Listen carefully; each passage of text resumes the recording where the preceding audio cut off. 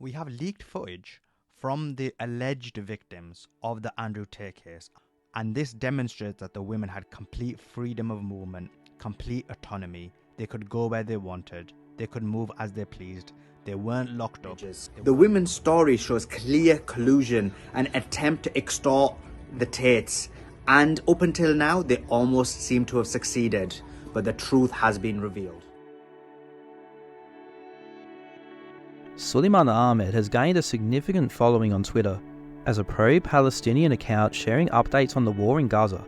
Many don't know that prior to this conflict, he acted as a PR account for Andrew Tate, and the methods of PR that he used, particularly towards the alleged victims of the Tate brothers, were sick, vile, disgusting and disgraceful.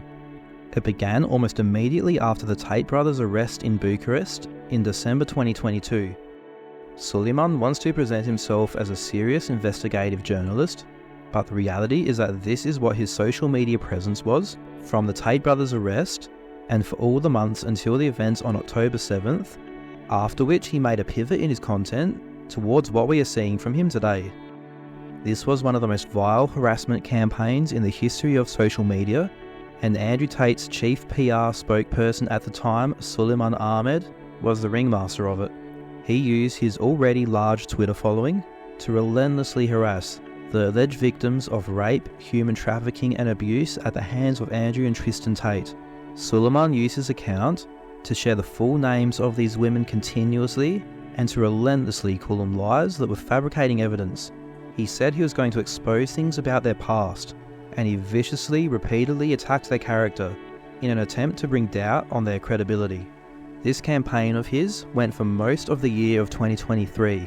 He attacked them in post after post after post, thread after thread after thread, regular Twitter spaces with large audiences, appearances in interviews and podcasts. It was constant and relentless. There is at this point significant evidence of these women indeed being trafficked, raped and assaulted at the hands of the Tate brothers. And as they've been dealing with this, due to the online hate campaign towards them, of which Soliman was a major part of, they've received a mountain of threatening messages and death threats. This online harassment has resulted in fans of Andrew Tate showing up at their houses, at their parents' houses, confronting them in their workplaces, doxing them. Just horrific abuse while they're going through something so traumatic, and it's hard to imagine that it would have happened without Sulaiman Ahmed. This wave of online harassment from Soliman is bad, but there's more and it gets worse. In February 2023, Sully travelled to Palm Beach, Florida, where the alleged US victim in the Tate brothers case is based. He reportedly went there to find dirt on the young woman. This brought Sully's harassment campaign to desperate new levels. He connected with someone from the victim's past, even collecting text messages from her. He shared snippets of the victim's private text messages to his large Twitter following in an attempt to defame, embarrass and discredit her. This victim from the US was Sully's main target. He attacked her relentlessly and has constantly claimed that she has a history of victimizing men and making false accusations of abuse and trafficking.